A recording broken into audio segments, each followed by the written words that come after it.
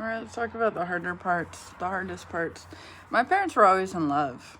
Okay, you want me to remember my parents? I don't know how you couldn't.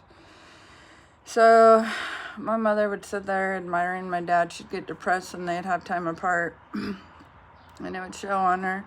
I had my great grandmas until I was 30 years old. Okay, and I was very close to them, very close.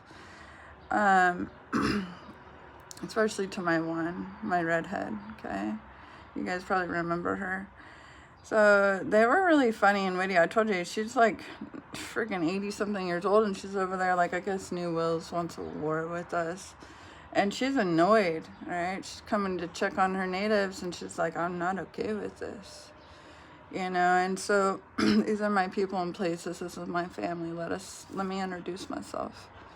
Okay, my parents, my mother and father were both in love with each other, and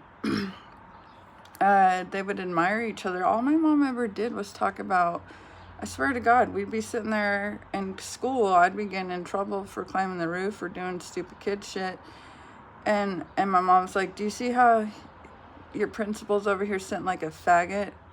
Or she didn't say those exact words. She's like, you see, that's because he's got a small dick. You don't ever see your dad sit like that, do you? And she's like, you gotta understand why you were made, like, I fell in love with that man. I fell asleep on his chest. When he got up the next day, he bent over to put on his jeans, and I was like, damn, you got some big balls.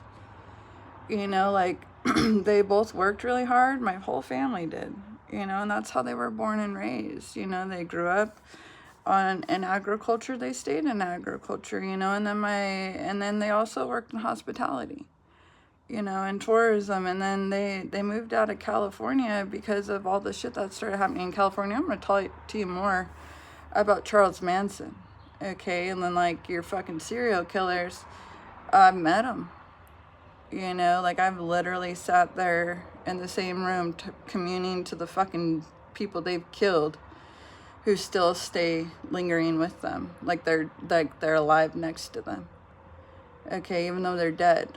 Like, I can tell you fucking crazy shit, and I'm gonna sound crazy. That's why I usually keep it to myself. But it's fuck. There are some people who really do get away with murder on good people. I don't care what color they come in or who they are, but we do all seem to share features. And when they get rejected or they don't get their way, they retaliate, and your life becomes the bargaining chip, and that's just how it goes. And it's